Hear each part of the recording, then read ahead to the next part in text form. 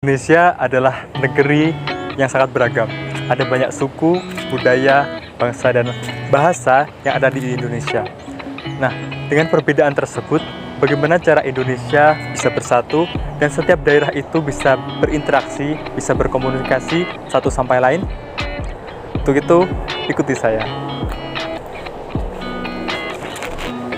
Assalamualaikum warahmatullahi wabarakatuh. Om Swastiastu, Namo Buddhaya, Salam Kebajikan.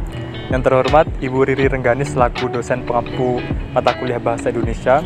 Perkenalkan, saya Aldio Vano Putra Rupirta dari kelas Pendidikan Matematika 2022C akan menyampaikan sedikit tentang sejarah Indonesia dan juga keunggulannya serta prospeknya jika dilihat dari ilmu yang sedang saya pelajari. Sebelum disebut sebagai bangsa Indonesia, dahulu kala bangsa Indonesia ini disebut sebagai Nusantara, di mana pada saat itu masyarakat menggunakan bahasa Melayu Riau atau Melayu kuno yang digunakan dalam berkomunikasi sehari-hari.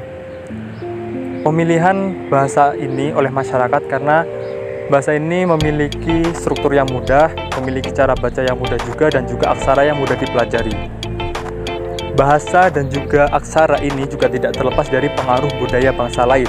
Misalnya pada saat itu ada pedagang dari India, dari daerah Gujarat yang membawa agama Islam masuk ke daerah Nusantara ini, yang membawa beberapa bahasa Arab, yang kemudian bahasa Arab ini diadopsi oleh Nusantara, yang sehingga banyak kita temukan kosakata tertentu yang mirip dengan bahasa Arab atau bahasa India yang dibawa oleh pedagang dari Gujarat tersebut.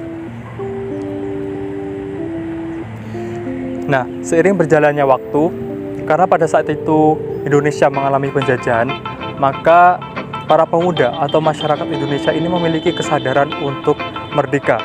Nah, semangat kemerdekaan atau semangat untuk bersatu ini muncul dengan ditandai adanya Kongres Pemuda, di mana pada Kongres Pemuda tersebut juga digagas bahwa untuk merdeka, bangsa Indonesia yang beragam ini harus bersatu, dan salah satu cara untuk menyatukan bangsa Indonesia yang beragam ini salah satunya adalah dengan menggunakan bahasa. Mengapa dengan bahasa? Karena secara diplomatis bahasa ini adalah sebagai alat pemersatu bangsa. Contohnya, ketika kita ingin mengabarkan sebuah kondisi atau situasi dari daerah satu ke daerah lain, maka diperlukan bahasa yang mudah untuk dipahami sehingga terjadi interaksi dari dua daerah tersebut.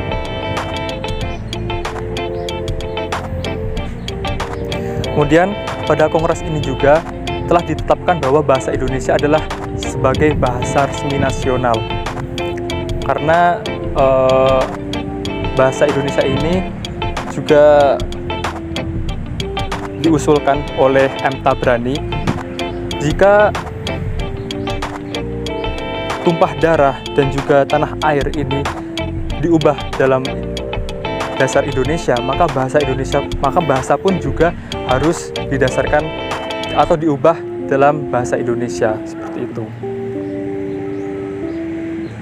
Kemudian seiring berjalannya waktu, bahasa Indonesia ini juga menyerap berbagai bahasa, baik dari bahasa asing maupun bahasa lokal, sehingga banyak sekali kosakata baru yang membuat bahasa Indonesia ini berbeda dengan bahasa induknya, yaitu bahasa Melayu.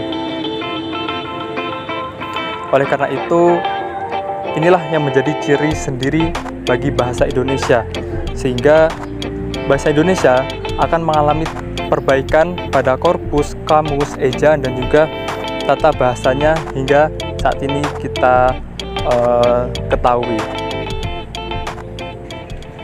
Maka dari itu, bahasa Indonesia sangat unggul dalam hal historis, hukum, dan linguistik.